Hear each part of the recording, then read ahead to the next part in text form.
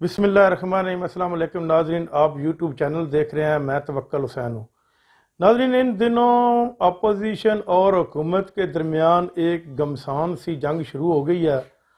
Opposition भी वाज़े तौर पर जो है वो बुखलाहट का शिकार हो गई है, क्योंकि अपोजिशन की जो तवक्कुआत थी वो उनको नाउमीदी में बदल रही हैं। सबसे पहले तो उनका जो एस्टेब्लिशमेंट के ऊपर कोई सिस्टम था उनका, वो उनका पीछे हट गया है। वो उनका अब निज़ाम नहीं उधर से पूरा हो रहा। और दूसरी बात यह है, जो तरीके इंसाफ के MNA अपोजिशन के राब्ते में थे, जब से ये तरीके तो मतमाद का टाइम लेट हुआ है, ये अब तकरीबन चली गई है 28 मार्च तक को। तो अब वो उन लोगों के नंबर बंद जा रहे हैं, या तो वो नंबर बंद जा रहे हैं या वो इनके साथ रब्ता नहीं करना चाहते। और इस तरह जो अपोजिशन है वो तज़-बज़ब का शिकार हो गई है। और मौलाना फजल और रहमान तो लड़ाई के ऊपर आ गए हैं। वो कहते हैं कि हम 23 मार्च को भी जलसा करेंगे, क्योंकि ये मौलाना फजल और रहमान हो गया, शहबाज शरीफ हो गया और आसफ अली जरदारी हो गया, इनका इत्तेफाक किसी बात के ऊपर भी ना है, ना हो सकता और ना ही होगा। सिर्फ और सिर्फ इनका इत्तेफाक एक बात के ऊपर है कि इमरान खान को घर भेजना है, और इसके बाद जो भी होगा हम तीनों आपस में बांट लेंगे।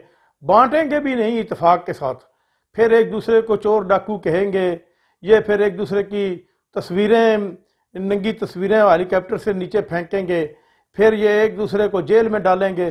फिर इनका वही सिलसिला जारी रहेगा जो तकरीबन इनका 30 साल से जारी है।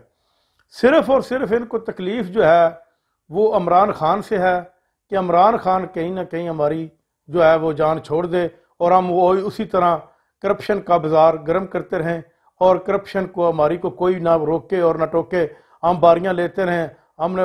और लेकिन इस वक्त जो अदम एतमाद की तरीका, पहले तो ये पाकिस्तान के हद तक महदूद थी, लेकिन अब ये इंटरनेशनल लेवल के ऊपर मीडिया इसको रिपोर्ट हर मुल्क का कर रहा है। तो जितने भी पाकिस्तान के दोस्त मुल्क हैं उन्होंने वाज़े पैगाम पाकिस्तानी हुकाम को भेजे हैं कि इमरान खान को इस वक्त आलम इस्लाम के लिए भी और पाकिस्तान की तरक्की के लिए भी और मौजूदा हालात के लिए भी ये ज़रूरी है कि इमरान खान जो है वो वज़ीर-ए-आज़म पाकिस्तान रहें। अगर इमरान खान वज़ीर-ए-आज़म पाकिस्तान नहीं रहते तो जो ये निज़ाम चलता रहा, या जो जिस निज़ाम को ये इतना ऊपर उठा कर ले गए हैं, वो वहाँ का वहीं रुक जाएगा।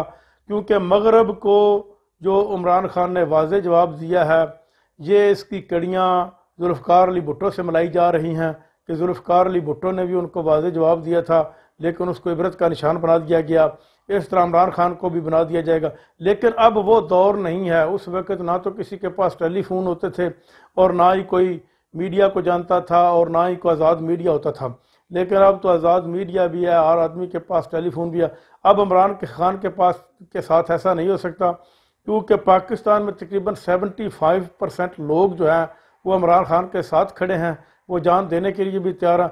और गैर मुल्कों में तकरीबन 100% ओवरसीज़ पाकिस्तानी जो हैं वो इमरान खान के साथ खड़े हैं। इमरान खान जिंदाबाद, पाकिस्तान परिंदाबाद। अब तक इतना ही, अपना ख्याल रखिएगा। अल्लाह हाफ़िज़।